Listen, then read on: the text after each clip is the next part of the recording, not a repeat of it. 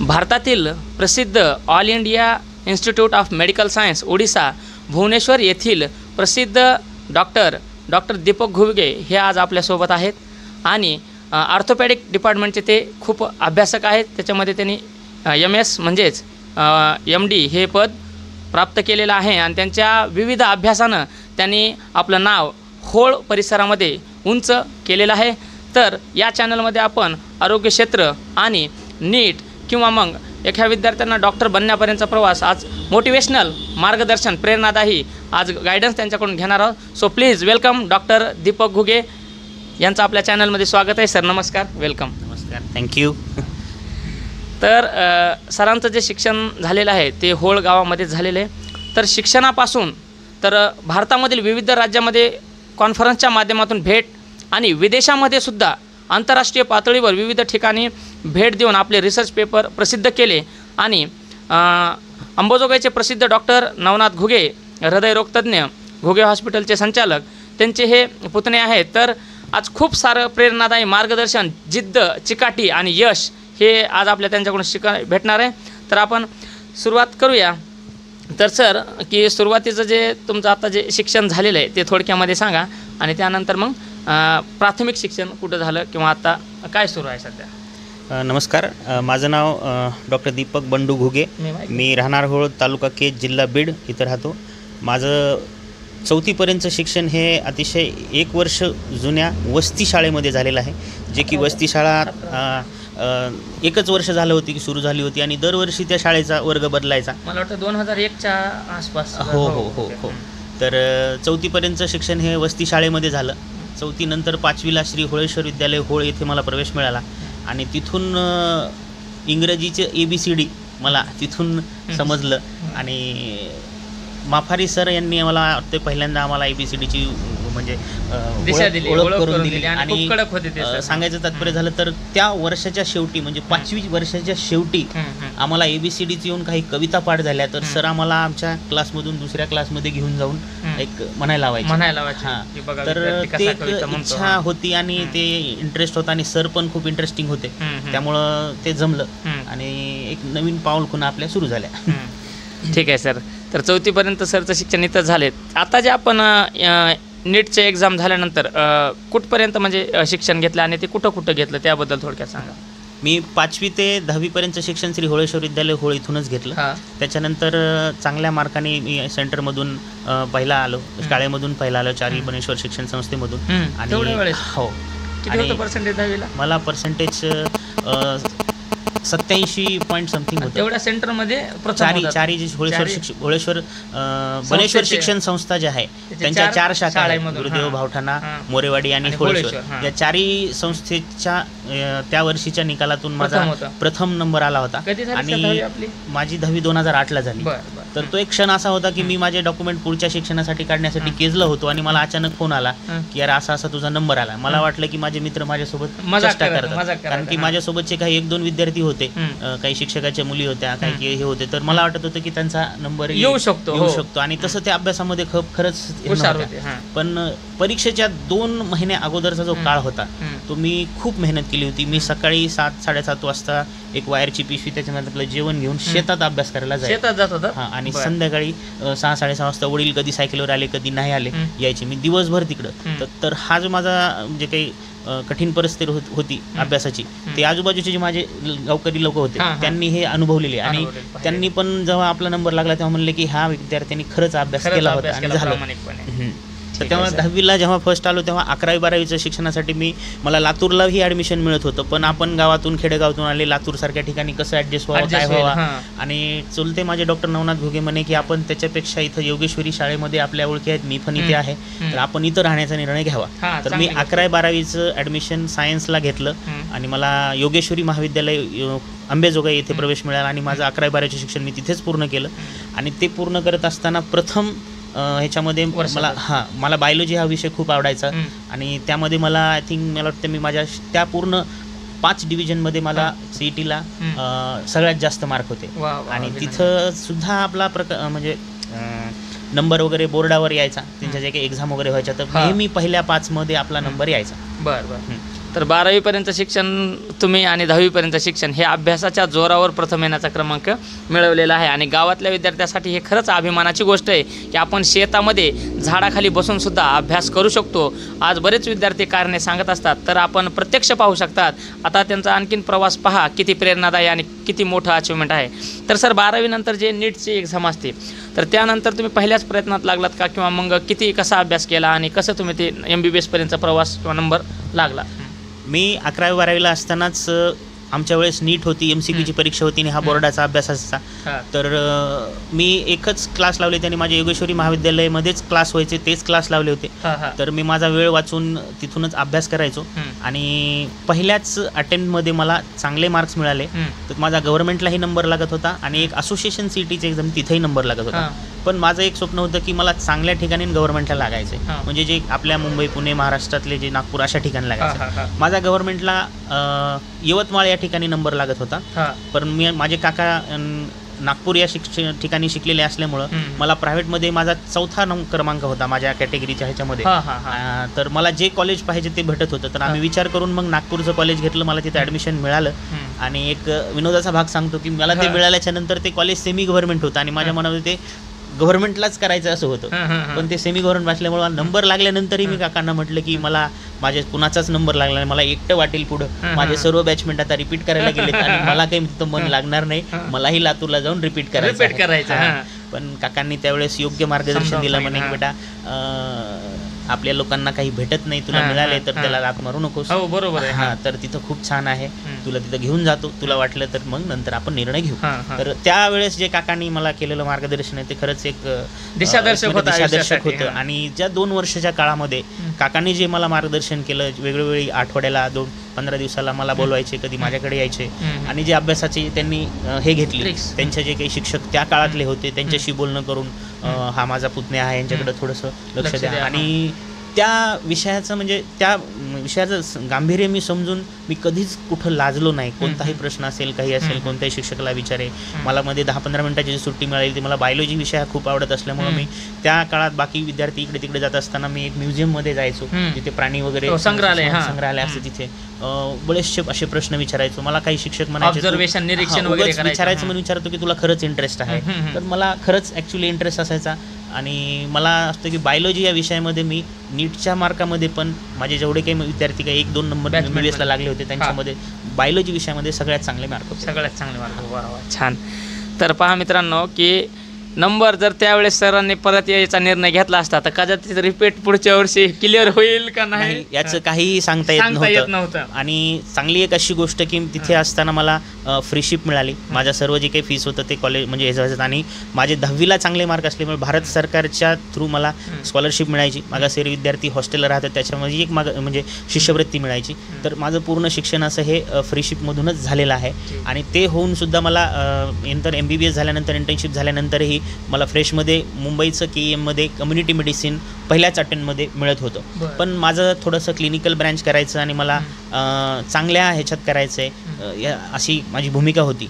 तर त्यामुळं मी थोडासा गॅप घेतला, स्वतः असेस केलं आणि त्यावेळेस हे आरक्षण आणि या बाकीच्या ज्या काही गोष्टी असतात की एक्झाम झाल्यानंतर काहीतरी सरकारचं धोरण बदलतं, याचा विद्यार्थ्याच्या मनावर खूप परिणाम होतो. जसे आता रिसेंट हे आहे की नीट हे देशातली सर्वात मोठी एक्झाम झालेली आहे आणि नंतर काहीतरी झाल्यानंतर काहीतरी गोंधळ झाला असं बाहेर येतं आणि विद्यार्थी पालकांमध्ये एक स्ट्रेस निर्माण होतो, विद्यार्थ्यांना काय करावं कळत नाही. तर हे असंही आमच्यासोबत झालं होतं. तर त्यानंतर मला असं लक्षात आलं की मी मुंबईसारख्या ठिकाणी शिक्षण घेत थोडंफार काही इन्कमचा सोर्स वगैरे चालवत असताना तिथल्या ज्या माझं मेन जाण्याचं काम एकच होतं की तिथे 24/7 लायब्ररी होती. आणि मला मुंबई या शहराचं अट्रॅक्शन होतं कारण की तिथं मी ऐकलं होतं की जे लोक तिथं जातात त्यांचे स्वप्न पूर्ण होतात. मी असे काही छोटे स्वप्न घेऊन गेलो होतो. पण तिथं राहून तिथल्या लोकांना ऑब्झर्व करून मी म्हणजे ते राहतात कसे, तर त्यांच्यातली एक चांगली प्रवृत्ती, हार्डवर्क, त्यांच्या कामाशी काम मतलब राहतो. जे बाकी पेरिफेरल मेडिकल कॉलेजला जे होतं ते एकमेकाची खेचाखेची किंवा त्यांच्यातले निगेटिव्ह पॉईंटला फोकस आउट करणे. तर ते मला तिथं एकच गोष्ट जाणवली की ते लोक फक्त आणि फक्त कामाशी ओरिएंटेड असतात आणि एखाद्या विद्यार्थ्यामध्ये, एखाद्या मित्रामध्ये जर चांगली गुणधर्म असेल तर त्याला ते फोकस आउट करून त्याला कुठंतरी घेऊन जाण्याचा प्रयत्न करतात. तशा तिथे मुंबईला माझे काही 2 मित्र मला भेटले की त्यांनी मला खूप मदत केली. एक आहे शरद मोरे आणि दुसरा होता एक अक्षय सिरसट. या लोकांनी मला खूप छानपैकी मार्गदर्शन केलं आणि त्यांच्यामुळंच मला असतं की मी तिथे थांबू शकलो आणि नंतर मग मी चांगला अभ्यास करून एम्सचंच टार्गेट केलं. मी क्लासेस काही केले आणि मला पहिल्याच अटेम्प्टमध्ये एम्सला चांगले मार्क मिळाले. मला ऑप्थॅल्मॉलॉजी हा विषय मिळू लागला. पण तरी पण कसं थोडंसं माझ्या मनामध्ये होतं की मला ऑर्थोकडे करायचं होतं. इंटर्नशिपमध्ये असतानाच मला बरेचसे माझे शिक्षक विचारायचे की तुम्हाला काय करायचं डॉक्टर साहेब, काय करायचं आहे पुढे चालून. तर मी ऑर्थोच म्हणायचं. मला KEMला कम्युनिटी मेडिसिन भेटलं असताना पण मी नको म्हटलं. तर हां, तर मी जे थांबलो तर त्याचा आज फायदा झाला आणि नेक्स्ट 4 महिन्यामध्येच मी एक्झाम दिली. औरंगाबाद या ठिकाणी राहून मी प्रिपरेशन केलं. खूप मेहनत करत होतो. आता तुम्हाला माहीत नाही कितपत खरं वाटेल, पण एखादा विषय जर मी हातात घेतला तर तो संपेपर्यंत मी उठत नसे. भरी एक लायब्ररी 12 वाजता बंद झाली तर दुसरी 24 आवरली लायब्ररी होती, तिथे जायचं. सकाळी कधी 4 वाजतील 5 वाजतील कधी बघितलं नाही मी. आणि माझा तो विषय संपल्याच्या नंतर मी दुसरा विषय हातात घ्यायचा. आणि माझा एक शेड्यूल असा होता की मी शेड्यूलशी खूप पॅक होतो. मी तुम्हाला वाटल्यास त्याचं माझं एक स्क्रीनशॉट आहे पाठवेल तुम्हाला. हां, तर त्याला खूप स्टिक राहायचो मी. बाकी कोणत्याही गोष्टीत हे केलं. आणि माझ्या या काळामध्ये सर्वात जास्त जर मला मदत केली असेल किंवा प्रोत्साहित केलं असेल तो माझा छोटा भाऊ बाळासाहेब घुगे. आज सुदैवानं तो आसाम या ठिकाणी MBBS होऊन तो आसाम या ठिकाणी गायनेकॉलॉजीमध्ये सेकंड इयर PG आहे. आणि वडिलांचं जे काही माझ्यासाठी केलेलं त्यांनी जे काही कष्ट आहे तर तीच माझ्यासाठी एक खरी प्रेरणा आहे. खरी प्रेरणा आहे. कारण की मला कधीही डोळे झाकले काही झालं, मला माझ्या फक्त आई वडिलांचा चेहरा आणि ते काय करतात आणि आपण काय करतो त्यांच्यासाठी काहीतरी केलं पाहिजे हीच जिद्द आणि हीच प्रेरणा आणि खरं मोटिवेशन होतं आपल्यासाठी. आणि जेव्हा मी आपल्या गावामध्ये होळ या ठिकाणी असताना, जसं आज तुम्ही जे ट्युशन्स वगैरे चालवतात तसं माझ्या आयुष्यामध्ये एक त्या काळामध्ये संदीप खाडे सर म्हणून होते आणि एक ढवारे सर म्हणून एक होते. ढवारे सरांचं थोडंसं त्यांना कुठेतरी जॉब लागल्यामुळे ते नंतर बंद झालं होतं. पण संदीप सरांचा खूप मेहनतीच त्यांनी घेतली ह्या विद्यार्थ्यांवरती. आणि मी माझ्या घरी अभ्यास करता 10वीला तिकडे जायचो क्लासवर अभ्यास. आणि त्यांचं पर्सनली लक्ष असल्यामुळे त्यांनी हे केलं. त्यांनाही शेवटचे 1-2 महिने त्यांनी पण गेले. आणि तेच कारण होतं की मी शेतात जाऊन अभ्यास करायचो, कारण की तिथं जी काही लिंक होती ती सगळी तुटली होती. पण सरांनी मला एकच सांगितलं होतं की बेटा कधीही काही करा पण आपल्या आईवडिलांच्या डोळ्यामध्ये पाणी येईल अशी कोणतीही गोष्ट करू नका. तुम्ही आहेत म्हणून तुमच्या आईवडिलाचं नाव होणार आहे. आमच्याकडून खूप काही गोष्टी करायच्या होत्या पण काही परिस्थितीच्या अडचणीमुळे राहिल्या तर आयुष्यात ती खंत राहते. तर तुम्ही ही गोष्ट तुमच्याकडे वेळ आहे, काळ आहे, आम्ही तुम्हाला मार्गदर्शन करू शकतात. आम्ही फक्त तुम्हाला मार्गदर्शन करू शकतो. तुम्ही जर केलं तर नक्कीच काहीतरी चांगलं होईल. तर ह्या 2 गोष्टी मला नेहमी आठवत राहायच्या आणि त्यामुळं मी केलं. ठीक आहे डॉक्टर. तर आता आपण काय करू की नागपूरला बरं वाटतं 4 वर्ष, किती वर्ष राहिला तुम्ही? नागपूरला मी 5.5 वर्ष राहिलो. 4.5 वर्षाचं MBBS आणि 1 वर्षाचं इंटर्नशिप. बरं. त्यानंतर पुन्हा मुंबईला किती वर्ष सर? मुंबईला मी 2.5 वर्ष होतो. त्या काळामध्ये मला जे काही म्हणजे मार्क्स म्हणलं की KEMचं सोडलं. त्यानंतर पुढं मी ड्रॉप घेऊन अभ्यास केला. तर त्यामध्ये मला जे पाहिजे आणि ज्या गव्हर्नमेंट कॉलेजलाच पाहिजे हे थोडं फार कमी जास्त याच्यामुळं होत नव्हतं किंवा झालं तरी ते कुठंतरी प्रायव्हेटला वगैरे आणि मग तिथं खर्च, तर मला ते नव्हतं करायचं. म्हणून मी सर आणि तिथं राहिल्यानंतर हे आरक्षण वगैरे येऊ लागले. तर मला एम्सबद्दल जेव्हा तिथं माहिती झाली त्यामध्ये असं लक्षात आलं की तिथे त्यांच्या एक्झाम खूप ज्या पाहिजे त्या तारखेला होतात, ज्या पाहिजे त्या तारखेला रिझल्ट येतो, ॲक्युरेसी आहे आणि खूप ट्रान्सपरन्सी आहे आणि ऑल ओव्हर इंडियाचं नॅशनल लेवलचं रेकग्निशन आहे, इन्स्टिट्यूट आहे. हां, तर त्यावेळेस मग मला असं वाटलं की हे मुंबईचेच लोक का करू शकतात, आपण का नाही करू शकत, आपल्यात काय कमी, ते पण त्याच क्लासला बसतात, आपण पण त्याच क्लासला बसतो, पुस्तकं तेच आहेत, त्यांना पण तेवढाच वेळ आहे, मग आपण कुठं खचतो. तर मनाला एक चॅलेंज दिलं, ॲटमॉस्फिअर आणि डेडिकेशन. त्याचं मेन कारण म्हणजे असं आपल्याकडे जे काही आरक्षण वगैरे येऊ लागले, मग कमी मार्कवाल्यांना जास्त मार्क पडणं, कमी आणि काय असतं की आपण MBBS झालेलो आहोत आणि त्याच्यानंतर हे सगळं करणं. तर त्या काळामध्ये कदाचित मी चुकीचं असेल बरोबर असेल माहिती नाही, पण त्या काळामध्ये माझ्या मनावर असा परिणाम झाला की आपण काहीतरी याच्या पलीकडे जाऊन केलं तर आपण करू शकतो. स्वतःला एक चॅलेंज दिलं. शिक्षण घेणं आवश्यक आहे. 3च महिन्याचा अटेम्प्ट देऊन 2.5 महिन्याचा क्लास केला आणि 3 महिन्याच्या नंतर एक्झाम दिली. त्यात असं जाणवलं की आपला चांगला रँक आला, त्याच्यावर आपल्याला एम्स भुवनेश्वरचं ऑप्थॅल्मॉलॉजी मिळतंय, तर मग आपण थोडा वेट केला तर पुढच्या वेळेस काहीतरी चांगलं मिळेल. हो, नक्कीच. आणि तसा अभ्यास केला. माझ्या ज्या दिवशी रिझल्ट लागला एम्सचा तेव्हा मी लायब्ररीत बसलो होतो. तर माझ्या मित्रांनी फोन केला की यार तुझा असा असा रँक आला. मला तरी विश्वास भेटणार. ते म्हणे नाही आलाय तुझा. मी लायब्ररीतून खाली आलो, कम्प्युटरवर चेक केलं, तो परत झूम करून पाहिला की अरे खरंच आहे का, आपलंच नाव आहे का. तर तो क्षण माझ्या आयुष्यातला आनंदाचा म्हणजे खूप आनंदाचा क्षण होता. पहिला फोन मी माझ्या भावाला केला आणि नंतर माझ्या काकांना सांगितलं की असं असं आहे आणि ऑर्थोपेडिक्स ही ब्रँच मिळू शकते. मिळाली शेवटी. तर तुम्ही 2 गोष्टीचा उल्लेख केला की मुंबईमध्ये एक 12 तासाची लायब्ररी होती आणि नंतर पूर्ण नाईट म्हणजे रात्रभर, जसं की दिल्लीमध्ये पण 24 तास, पुण्यामध्ये पण स्पर्धा परीक्षेचे विद्यार्थी तयारी करतात. तर आत्ताच्या विद्यार्थ्यांना जे समजा जे 10वीला आहे, जे विविध स्पर्धा परीक्षा करतात, तर त्यांना आपलं स्वप्न पूर्ण करण्यासाठी विविध कारणे आहेत की सर अभ्यास होत नाही, 1 तास बसलं की नको वाटतंय. मग तुम्ही जे एवढा अभ्यास केला त्या विद्यार्थ्यांना काय सांगता की आपलं स्वप्न पूर्ण करण्यासाठी आपलं बसणं आवश्यक आहे? हो, बसणं आवश्यक आहे. एखाद्या गोष्टी आपल्याला जर करायचं असेल त्यासाठी फोकस करणं आवश्यक आहे आणि त्यासाठी एक वर्कआउट प्लॅन करणं आवश्यक आहे. मग आता कसं असतं, प्रत्येकाची परिस्थिती वेगवेगळी असते. जसं आपण म्हणतो की आपल्या हाताचे 5 बोटं काही सारखे नसतात, ते बरोबर आहे, आज तुमचे हे सगळं असतं. पण मला एक गोष्ट कळते की जर तेच 5 बोटं आपण जर असे हे केले तर म्हणजे मुडपले, स्वतःला एखाद्या बंधनात टाकलं तर ते एकत्र येऊ शकतात, असं आहे. तर तशा स्वरूपाचं प्लॅनिंग करणं खूप गरजेचं आहे. जवळपास तुमचं मला वाटतं 8 तासाच्या प्लसच अभ्यास असेल नाईटच्या. जर तुम्ही जे सांगितलं की विषय पूर्ण करूनच मी बाजूला होतो, कधी कधी मी 18, 19, 19 तास सुद्धा बसलेलो आहे. नक्की आवश्यकच आहे. आणि बघा 10 तास प्लस 18 पर्यंत बसणं हे स्वप्न पाहिल्याशिवाय होत नाही आणि त्या स्वप्नाची अंमलबजावणी आवश्यक आहे. एक लायब्ररी बंद झाली तरी दुसऱ्या लायब्ररी सरनं शोधून अभ्यास केलेला आहे. तर आता मुंबई झाल्यानंतर आणि ते आपल्या ओडिसाला नंबर लागल्यानंतरचा प्रवास कसा राहिला? आनंद रिझल्ट राहिला? ओडिसाला नंबर लागण्याच्या अगोदर माझा एम्स ऋषिकेश या ठिकाणी नंबर लागला होता, जे की एम्स माझं उत्तराखंड जे माझं एम्सला नंबर लागण्याचं स्वप्न होतं ते तिथं पूर्ण झालं होतं. थोडंसं नाराज होते घरचे, कारण की तिथं मला ऑर्थोपेडिक्स नव्हतं भेटलं, तर ऑब्स्टॅटिक्स अँड गायनेकॉलॉजी भेटलं होतं आणि मला एवढा विश्वास होता की तिथं ॲडमिशन घेणं गरजेचं होतं आणि नंतर पुढच्या राऊंडला मी तिथे जाईल. तर माझ्या आयुष्यातले सगळ्यात सुंदर दिवस आणि सगळ्यात जर चांगली फिलिंग जर असेल तर 1 महिना 2 दिवस मी एम्स ऋषिकेशला होतो. ती माझ्यासोबत जे मित्र होते, मी जरी ते ऑब्स्टॅटिक गायनेकला असलो आणि मी पहिल्याच दिवशी जाऊन सांगितलं होतं की मी इथे राहणार नाही आहे, मला काहीतरी असं होतं. तर तो खूप छान प्रवास होता. त्यावेळेस जे काही आपल्याला एम्सला भेटल्यानंतर जे आपले स्वप्न पूर्ण झाल्याच्या नंतर जी फिलिंग असते ती पूर्णपणे आपण हे केली, आपण जी मेहनत केली त्याचं एक फळ आपल्याला भेटल्याचं हे झालं. आणि ज्यावेळेस एम्स ऋषिकेशवरून मला एम्स भुवनेश्वरला ट्रान्सफर झालं त्यावेळेस मला सर्वात जास्त आनंद झाला. तर त्याचा एक किस्सा सांगतो की मी घरी फोन केला आणि सांगितलं की माझा नंबर भुवनेश्वरला लागला आहे एम्स. मला सर्वात पहिल्यांदा उत्तर मिळालं, बेटा हे भुवनेश्वर नेमकं आहे कुठे आणि कोणत्या राज्यामध्ये आहे? बरोबर आहे. तर मग सांगितलं तिथं मग आपली भाषा लँग्वेज असं ते नॉर्मल तर चालतंच असं. पण तिथं गेल्यानंतरही मला एक कोपीजी भेटला जो की आज माझा खूप छान मित्र आहे आणि तो कालच रिटायर झाला माझ्यासोबत.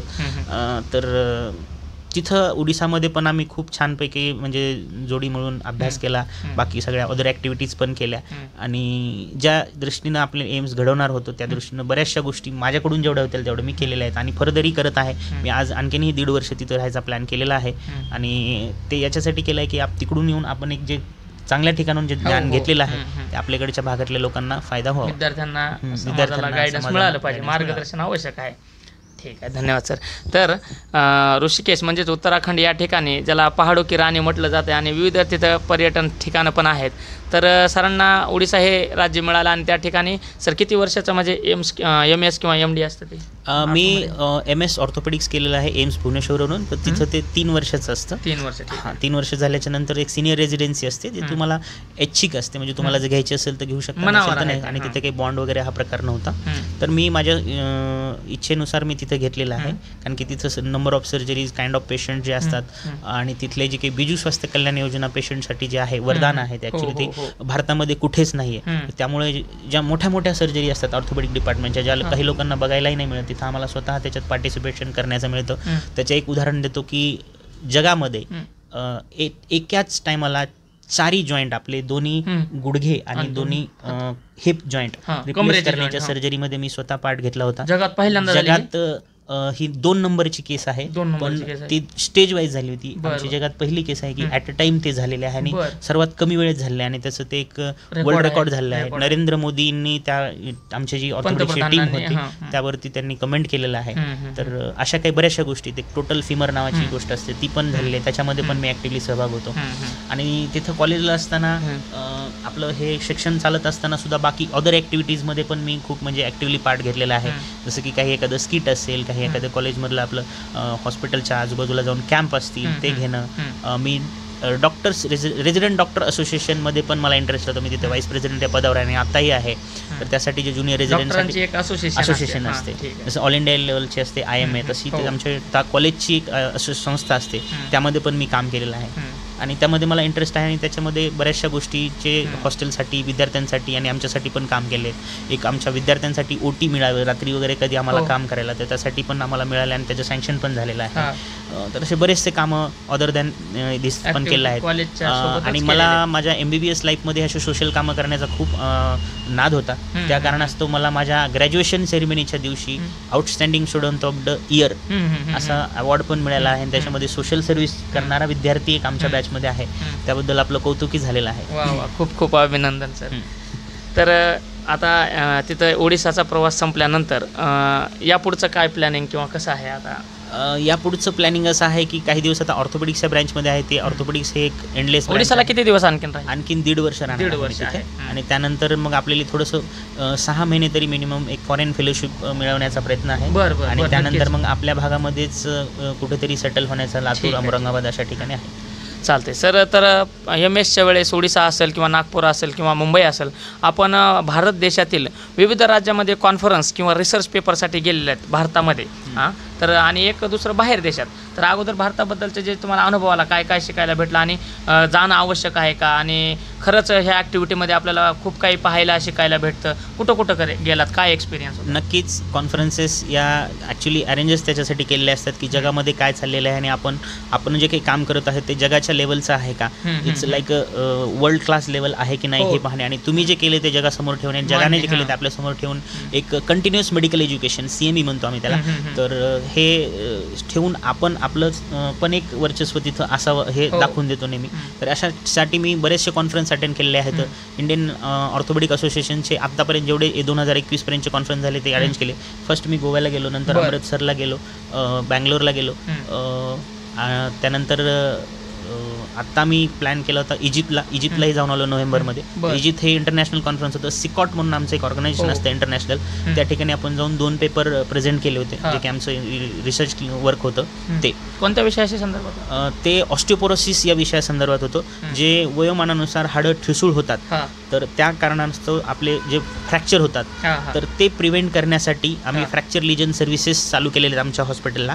ते फक्त आपल्या इंडियामध्ये दिल्ली एम्स या ठिकाणी आहे. आमचे दिल्ली एम्सचे जे प्रोफेसर आहे डॉक्टर गुंजर जैन, ते आमच्या ठिकाणी असिस्टंट प्रोफेसर म्हणून जॉईन झाले. त्यांनी आमच्या कॉलेजमध्ये ही प्रस्तावना मांडली आणि आमच्या HOD डॉक्टर विष्णू पात्र सर यांनी लगेच ती मंजूर केली. आणि आमच्या कॉलेजमध्ये इंडियामधलं हे 2nd कॉलेज असेल की जिथं हे फ्रॅक्चर लिजन सर्व्हिसेस सुरू करण्यात आले. तर त्याचंच एक प्रस्ताव म्हणून मी प्रेझेंट केला इजिप्तच्या सिकॉट कॉन्फरन्समध्ये, कायरो या शहरामध्ये. तर त्या ठिकाणी इजिप्तमध्ये जी कॉन्फरन्स होती, तर त्या ठिकाणी विविध देशातील प्रतिनिधी आले होते. त्यांना भेटून, त्यांना पाहून किंवा त्यांचा अभ्यास पाहून कसा आनंद वाटला की आपण एक आंतरराष्ट्रीय लेवलच्या लोकांसोबत? नक्कीच मला आनंद झाला आणि बऱ्याचशा गोष्टी शिकायला मिळाल्या. आणि आपल्यामधलं जे काही थोडीशी भीती असते की आपण नॅशनल इंटरनॅशनल लेवलला कसं टिकू, की आपल्यासारखे कसे असतील, आपल्यापेक्षा वरचढ असतील की कमी असतील, इंग्रजी भाषा कशी असेल, ते बऱ्याचशा गोष्टी. तर मला तो पाहून बरेचसे माझे इंटरनॅशनल मित्रांसोबत ओळखही झाली. आजही ते माझ्या कॉन्टॅक्टमध्ये असतात, ओळख झाली. आज ते कॉन्टॅक्टमध्ये असतात. कधी इकडच्या तिकडच्या गोष्टी उदाहरणार्थ एक बेल्जियमचे सर आहेत, त्यानंतर एक कायरोचे सर आहेत, तर असं आहे एक मलेशियाचे सर आहेत. तर त्यांच्यासोबत माझा कॉन्टॅक्ट असतो. ठीक आहे. खूप छान आणि खूप म्हणजे प्रेरणादायी अनुभव.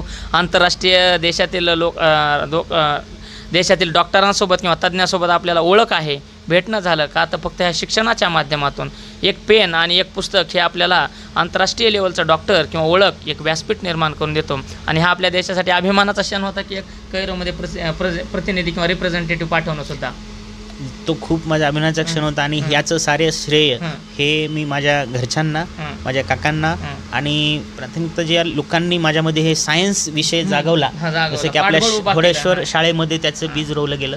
त्यामध्ये मी आवर्जून काही लोकांची नावं घेईल की जसं की राठोड सर आहेत, विज्ञानाचे सर, इंग्रजीमध्ये कराड मॅडम होत्या, वैरागे सर होते, माफारी सर होते, आणि बरेचसे असे खेळाचे शिक्षक, बर्डे सर. आता सर्वांची लिस्ट भरपूर मोठी आहे, पण खरंच या लोकांनी माझ्या शाळेतील शिक्षकांचं योगदान आपल्यासाठी. आणि मी तर म्हणेल की हे सर्व श्रेय श्री होळेश्वर विद्यालय होळ या शाळेतले जे सर्व शिक्षक आहेत यांना जाईल. ठीक आहे, ठीक आहे, धन्यवाद. हा तुमचा मोठेपणा आणि आपल्या शाळेचा अभिमान आणि गावचा पण एक अभिमान आहे. तर एक शालेय जीवनामध्ये आपण सांगितलं विविध ॲक्टिव्हिटी, कॉलेज जीवनामध्ये विविध ॲक्टिव्हिटी, मग उदाहरणार्थ गॅदरिंग वगैरे किंवा नाटक याच्यामध्ये सहभाग वगैरे. हो, मी मला ॲक्च्युली खेळाचा खूप म्हणजे छंद आहे. मी माझ्या MBBS लाईफमध्ये क्रिकेट आणि व्हॉलीबॉल हे 2 खेळ प्रायमरीली खेळायचो.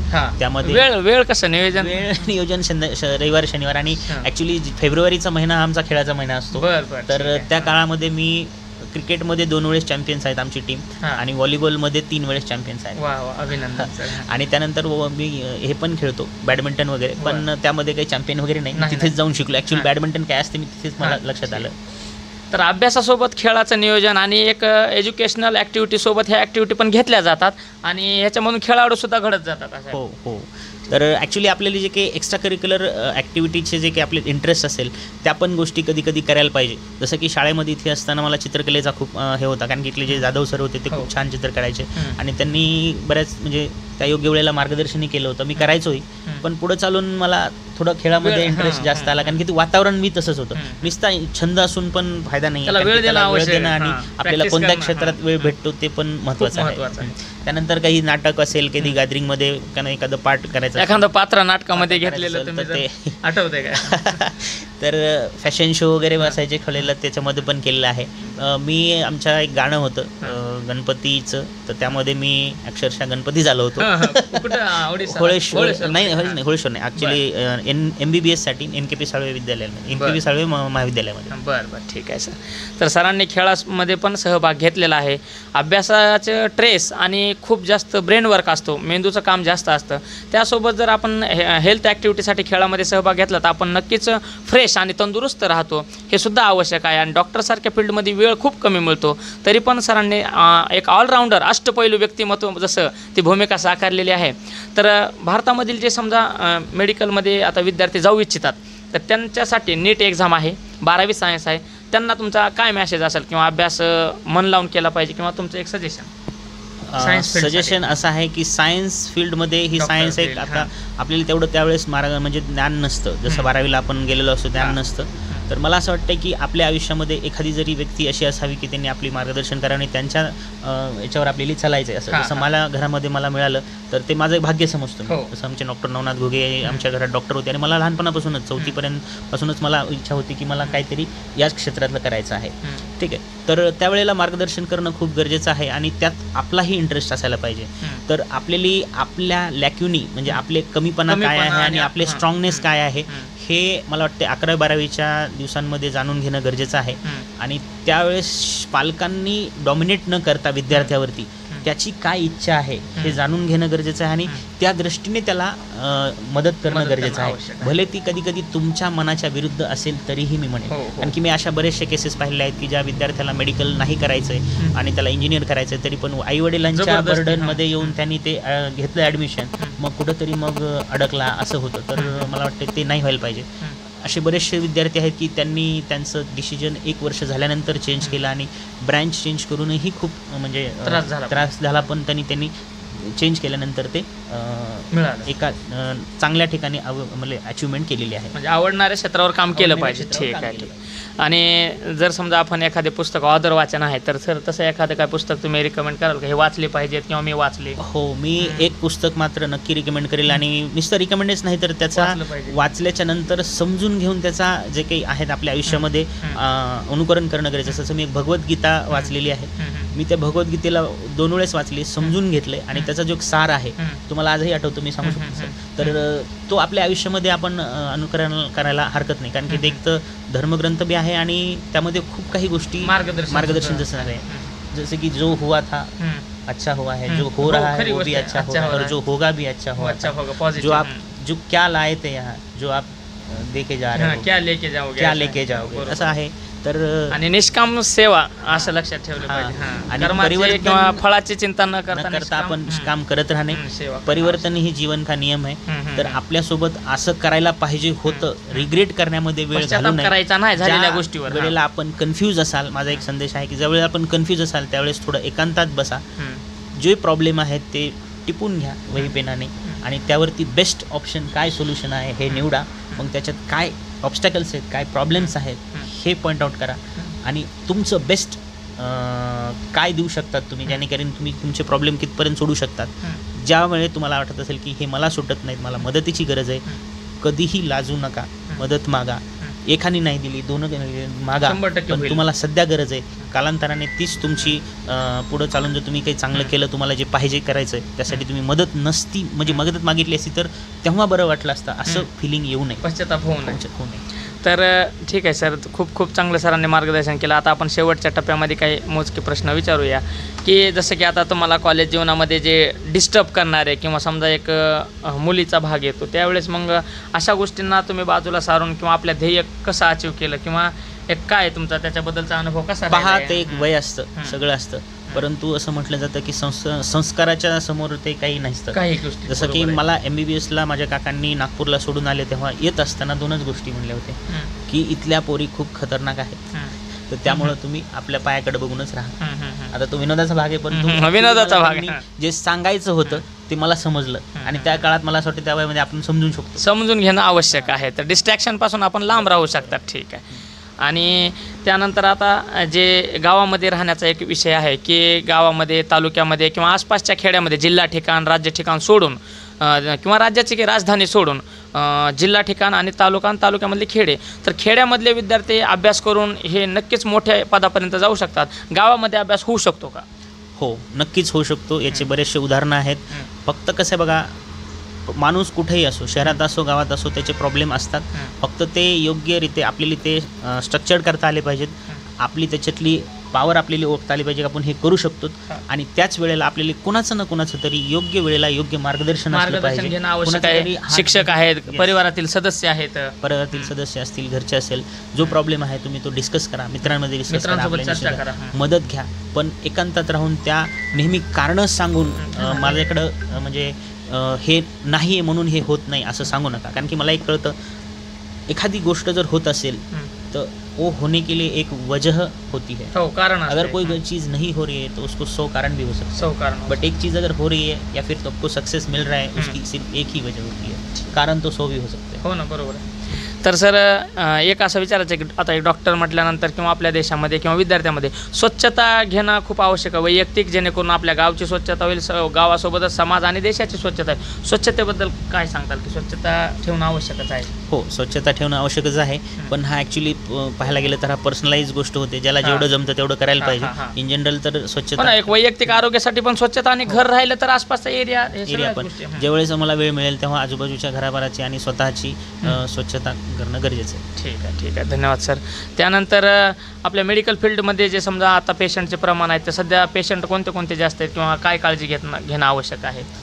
पेशंट वेगवेगळ्या ठिकाणी म्हणजे वेगवेगळे असतात एरियानुसार जर म्हणलं तर, पण कॉमन जे पेशंट्स असतात जे गव्हर्नमेंट हॉस्पिटलला वगैरे जातात तर त्यांनी असं स्पेशल काही करायची अशी गरज नाही आहे. ओव्हरबर्डन सिस्टम आहे, तर मला वाटतं याच्यामध्ये जे शासन वगैरे आहे त्यांनी जर थोडं लक्ष घातलं त्या पर्टिक्युलर लोकल एरियातील लोकांनी, तर जे काही डॉक्टर हेल्थ रिलेटेड रेशो आहेत किंवा जे प्रॉब्लेम्स आहेत ते सॉर्ट आउट होऊ शकतात. आणि त्यासाठी मला वाटते ज्या सिस्टममध्ये आपण आहोत, जसं डॉक्टर बाबासाहेब आंबेडकर म्हणतात की तुम्ही शिक्षण घ्या आणि तुम्ही त्या शिक्षणाचा वापर समाजासाठी करा. आज तुमच्याकडे शिक्षण आहे पण तुम्ही जर वापरच करत नसाल तर समाजासाठी उपयोग नाही होते, तर मग काय उपयोग आहे? बरोबर आहे. तर तुम्ही जिथं जाल तिथं तुमचा आवाज उठवायला पाहिजे आणि न्यायासाठी लढलं पाहिजे. जे काही योग्य गोष्टी ज्या मांडलेल्या आहेत त्यानुसार होण्यासाठी तुम्ही आवाज उठून त्या व्यवस्थित केल्या पाहिजेत. नक्कीच. पाठीमागे एक ओडिसामध्ये काहीतरी इन्सिडेंट झाला होता, म्हणजे एक ॲक्सिडेंट झाला होता, त्या ठिकाणी पण तुमची टीम पाठवली होती असं आहे? हो, त्या ठिकाणी एक बहानगा म्हणून बालेश्वर जिल्ह्यामध्ये एक ठिकाण आहे,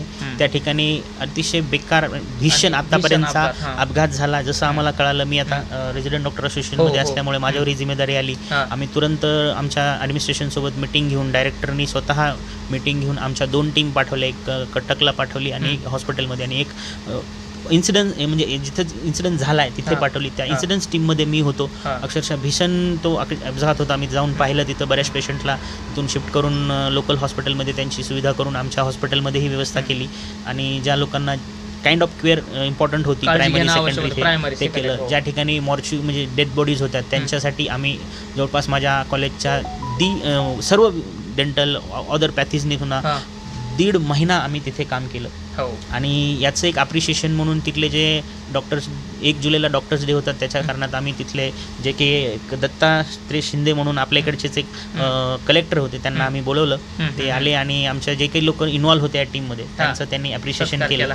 आणि आय थिंक ते तब्बल 9 महिन्यानंतर गव्हर्नमेंट ऑफ इंडियाकडून मिनिस्ट्री ऑफ हेल्थ आणि आमचं ॲप्रिशिएशन करून आम्हाला एक सर्टिफिकेट पण पाठवले त्यांनी. त्यामध्ये आम्हाला खूप आनंद झाला.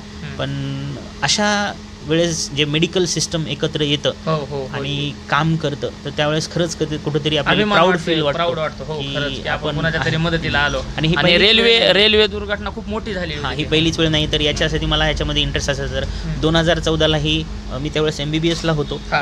त्यावेळेस काश्मीर येथे झेलम नदीचा खूप पूर आला होता. तिथलं काश्मीर पूर्ण पाण्याखाली गेलं होतं. तर त्यावेळेसही अतिशय म्हणजे तातडीची मदत म्हणून आमच्या कॉलेजमधून टीम गेले होतं. त्यामध्ये पण मी सहभाग होतो. तुमच्यामध्ये एक समाजाबद्दल जाणीव असल्यामुळं आणि सिस्टममध्ये ॲक्टिव्हपणा दाखवल्यामुळं हे आवश्यकच आहे. हो ठीक आहे सर. तर त्यानंतर एक ओडिसामध्ये जे पर्यटन स्थळ आहे कुठं तुम्ही आतापर्यंत व्हिजिट केलं किंवा तिथे पाहणे पर्यटन ओडिसामध्ये जे भुवनेश्वर ठिकाण आहे तिथे मी राहतो. तर त्या शहराचं दुसरं नाव आहे सिटी ऑफ टेम्पल. आणि ते ॲक्च्युली एवढं प्लॅन सिटी आहे की इंडियामध्ये 2 प्लॅन सिटी आहेत. एक आहे चंडीगड आणि तो एकाच इंजिनियरनी प्लॅन केलेले आहेत. आणि खूप छान ऑर्गनायझेशन आहे त्या सिटीचं. 100 मंदिरं आजही प्रेझेंट आहेत. त्याच्या आजूबाजूला ते जंगल होतं ते तोडून त्यांनी ते हे केलेलं आहे, सिटी बनवली आहे. तर त्यामध्ये लिंगराज मंदिर हे सर्वात मोठं आहे. रथयात्रा आणि तिथून एक 70 किलोमीटरवर जगन्नाथपुरी म्हणून प्लेस आहे. ते तर 4 ज्योतिर्लिंगापैकी एक आहे. तर ज्योतिर्लिंग नाही त्याला चारधाम ओडिसा या ठिकाणी आहे. तर तिथे मी बऱ्याच वेळ गेलेला आहे. दरवर्षी यात्रा होते. आत्ता रिसेंटली झाली. तर ते 2 पर्यटन स्थळं आहेत. आणि आणखीन बरेचसे आहेत. कोरापूट म्हणून एक प्लेस आहे. गोपालपूर एक आहे. तर मी काही जास्त हॉस्पिटलमध्ये बिझी असल्यामुळे जास्त मला जमलं नाही. पण तरी पण आजूबाजूचे काही प्लेसेस आहेत ते नक्की पाहायला पाहिजे. आता ते तुमचे जे ऑल ओव्हर मित्र आहेत तर ऑल इंडियामध्ये आहेत त्यांचा काही वैयक्तिक तुमचा अनुभव जसं की विविध राज्यातील भेटले त्यांना? हो, मी फर्स्ट टाईम जेव्हा आउट ऑफ इंडिया म्हणजे आउट ऑफ महाराष्ट्र गेलो होतो तर फर्स्ट मीटिंग आमची गोवा या ठिकाणी झाली होती. तिथे गेलो होतो. तुम्हाला माझ्या गोव्याचे मित्र, महाराष्ट्रातले मित्र अदर दॅन महाराष्ट्र, चेन्नई असे ठिकाणी मिळाले. आजही ते माझ्या कॉन्टॅक्टमध्ये आहेत. आणि आज जे काही मी एक रिसर्चमध्ये थोडंफार काही करत आहे, माझे पेपर्स वगैरे करत आहे, तर ते कसं असतं काय असतं हे मला तिथून लक्षात आलं. आणि आजही तिथं जे भेटलेले होते डॉक्टर लोक त्यांच्यामध्ये एक सांगतो एक PRP आज नवीन एक ऑर्थोबायोलॉजिक्स म्हणून एक कन्सेप्ट आलेला आहे ऑर्थोपेडिक्समध्ये. तर मी तिथून शिकलो आणि आज मी त्याच्यावरती आमच्या कॉलेजमध्ये वर्कशॉप केला. रिसेंटली केला मी. तर एक 24 तारखेला एक केला फेब्रुवारीच्या आणि एक आत्ता पाठीमागच्या आठवड्यातच एक मोठा कॉन्फरन्स केला. आणि भविष्यामध्ये माझा प्लॅन आहे की आपल्या भागामध्ये पण अशी एक नवीन जे काही ट्रीटमेंट पद्धती आलेली आहे ती आपल्या अंबेजोगाई आहे किंवा लातूर आहे अशा ठिकाणी मी त्या सरांना एक दिवशी नक्की घेऊन येईल. प्रयत्न करणार नक्कीच सर. आता सर एक हाडांचे डॉक्टर आहात आपण ऑर्थोपॅडी डिपार्टमेंटमध्ये. तर हाडांची काळजी घेण्यासाठी काय काय वैयक्तिक करता येईल समजा जे पेशंट आहेत हाडांबद्दल मणक्याचा गॅप आहे किंवा विविध गुडघ्यांचे आजार आहे? शरीर हे आपलं सर्वात महत्त्वाचं आहे आणि शरीरामध्ये प्रत्येक ऑर्गन हा महत्त्वाचा आहे. तर त्यामध्ये हाडांचा सापळा तर हा त्यामध्ये लोकोमोशन म्हणजे हालचालीसाठी बनलेला खूप महत्त्वाचा पार्ट आहे. दमान तर आपले जर हाडं मजबूत असतील तर बऱ्याचशा आपण गोष्टी करू शकतो. तर हाडाचे आजार हे युजली वयोमानाने होतात आणि साधारणतः 30-40 वयाच्या नंतर गेल्यानंतर थोड्या ना कोणाला काही ना काही प्रॉब्लेम सुरू होतात. तर माझं असं म्हणणं आहे की कॅल्शियमचं प्रमाण आपल्या आहारामध्ये जास्त असलं पाहिजे. दुग्ध पदार्थ जास्त असले पाहिजे. ड्राय फ्रुट्स वगैरे असतात ते असलं पाहिजे. परंतु आपण खेडेगावात राहतो हे सगळं काही मिळत नाही. परंतु ॲटलिस्ट जे आपल्या शहरा गावात मिळतं डाळी दुधाला हे पूर्ण अन्न म्हटलं जातं. तर तुम्ही नक्की दुधाचं सेवन केलं पाहिजे. ठीक आहे सर. तर सरांनी आपल्याला विद्यार्थ्यासाठी आणि आरोग्य क्षेत्रामध्ये योगदान देण्यासाठी खूप चांगलं मार्गदर्शन केलेलं आहे सर. आणि विद्यार्थ्यामध्ये जर जिद्द असेल तर कुठल्याही ब्रँचला तो जाऊ शकतो. डॉक्टरमध्ये जवळपास विविध ब्रँचेस आहेत, डोळ्याचे आहे, हाडांचे आहे, त्यानंतर दातांचे आहे. तर विविध ब्रँचेसला आपण जाऊ शकतात, गावात राहून अभ्यास करू शकतात. आता स्पेशल थँक्स जे तुम्हाला कुणाला म्हणायचं, तुमचे मित्र, शिक्षक किंवा फॅमिलीमध्ये तुमचे विविध अंबाजोगाईचे काका, होळचे काका, ते सर्वांसाठी तुमचं काय शेवटचं म्हणजे धन्यवाद. मी माझ्या आयुष्यामध्ये खरंच सांगायचं झालं तर सर्वात जास्त मोठं थँक म्हणाल की माझ्या भावाला. कारण की मी जेव्हा प्रिपरेशन फेजमध्ये होतो तर तो नेहमी फोन करायचा आणि दादा थोडा जोर लाव म्हणायचा, आपलं होतंय आणि घराकडचं काही तू टेन्शन घेऊ नकोस, मी आहे, नेहमी असं म्हणायचा. आणि खरं सांगायचं झालं तर आपल्यासारख्या गरिबीतून गेलेल्या लोकांना, मिडल क्लास लोकांना सर्वच काही मेंटेन करावं लागतं. आपल्याला तिकडे पण करावं लागतं, घरचं पण असतं, घरचे प्रॉब्लेम हे सगळे. तर मला वाटतं की माझ्या त्या फेजमध्ये सर्वात जास्त जर कोणी मला मदत केली असेल किंवा पुशअप केलं असेल तर तो माझा सख्खा भाऊ आहे, बाळासाहेब घुगे. आणि मला आयुष्यामध्ये माझा नंबर लागल्यानंतर एवढा आनंद नव्हता झाला जेव्हा त्याचा नंबर PGला लागला, तेव्हा माझा आनंद झाला. ठीक आहे. आणि असं आसपासचे लोक पण ज्यावेळेस आपण व्हिजिटला येतात त्यावेळेस सांगतात की हे सुट्टीवर आल्यानंतर MBBSला असो, एम्सला असो, म्हणजे MBBS नंतर MDला नंबर लागल्यासुद्धा हे घरी शेतात काम करतात. बाळू असेल किंवा डॉक्टर साहेब असतील, दोन्ही शेतात काम करतात. एवढं म्हणजे अभिमानानं गाववाले सांगतात. तर काम करायला बरेच विद्यार्थी लाजतात पुण्याहून किंवा बाहेरून आल्यानंतर. ह्याच्याबद्दल काय म्हणा, तुम्ही कोणते कामं केलेत आता MBBSला लागल्यानंतर? MBBSला लागल्यानंतरही खूप कामं केली आहेत आणि मला शेतात काम करायची पहिल्यापासूनच आवड होती. मी शेतात फक्त पेरणी सोडून सर्व कामं केलेली आहेत, नांगर धरणे सर्व काही. चालूमध्ये डॉक्टर असताना सुद्धा मी तिकडून येत असताना सुद्धा शेतीमध्ये मी दारे धरलेले आहेत, धरतो. आणि मला एक सांगावं वाटतं ऊस लावणं वगैरे. आता माझे वडील शेतकरी असल्यामुळं आता मी थोडं कमवायला लागलो, तर त्यांची एक इच्छा होती की आपल्या पोरांनी काहीतरी शेती माझ्या एक पहिले घ्यावा म्हणून. आणि मी माझी पहिली इन्व्हेस्टमेंट आयुष्यातली कुठेही न देता माझ्या वडिलांना 1-1.5 एकर शेती घेऊन दिली. तर ते दिल्याच्या नंतर त्यांना तो खूप आनंद झाला आणि माझ्यासाठीही ते खूप समाधानकारक गोष्ट आहे की आपण ज्या मातीतून आलो, ज्या मातीतून गेलो, तर ते आपलं एक करणं गरजेचं. आणि जेव्हा मी शेती घेतली तेव्हा खरंच सर्वच खुश होते. आणि हे देण्याचं कारण असं की मी म्हटलं ना तुम्हाला 10वी अभ्यास मी शेतात जाऊन केला होता. तर ते एक मला ते जाणवतं. तर त्यामुळं मग मी पहिली माझ्या आयुष्यातली इन्व्हेस्टमेंट शेतीमध्ये केली. नक्कीच. शेवटचा प्रश्न सर, की आता ठीक आहे की आता सगळं अचिव्हमेंट झालेलं आहे, की आता घर आहे किंवा मॅरेज आहे, तर त्याच्याबद्दल काय कधी आहे प्लॅन? नक्कीच पुढच्या 6 महिन्यामध्ये सर्वांना मी गुड न्यूज देणार आहे. तर सध्या सिंगल आहे पण नक्कीच होईल. ठीक आहे सर. वेळ दिल्याबद्दल खूप खूप धन्यवाद. आणि ग्रामीण भागातल्या विद्यार्थ्यांसाठी आपण खूप मोलाचं मार्गदर्शन केलं. आणि सरांनी सांगितलं की ज्या काही विद्यार्थ्यांना अडचण असेल तर मी त्यांना सतत मार्गदर्शन करत राहतो. काही अडचण आली तर विचारत जा. आणि गावामधून सुद्धा एक अधिकारी, एक डॉक्टर, एक इंजिनियर बनू शकतो. शेतात काम करून, शेतात दारं धरून आणि शेतातल्या झाडाखाली बसून कॉन्सन्ट्रेशननं राष्ट्रीय नाही, भारतातच नाही तर आंतरराष्ट्रीय पातळीवर सुद्धा नाव कमवता येतं. असंच अभिमानानं कोहोळ येथील डॉक्टर दीपक बंडू घुगे आणि त्यांचे छोटे बंधू डॉक्टर बाळासाहेब बंडू घुगे यांनी अभिमानानं नाव ह्या होळगावचं उंचवलेले. त्याबद्दल दोघांचे मनापासून आभार.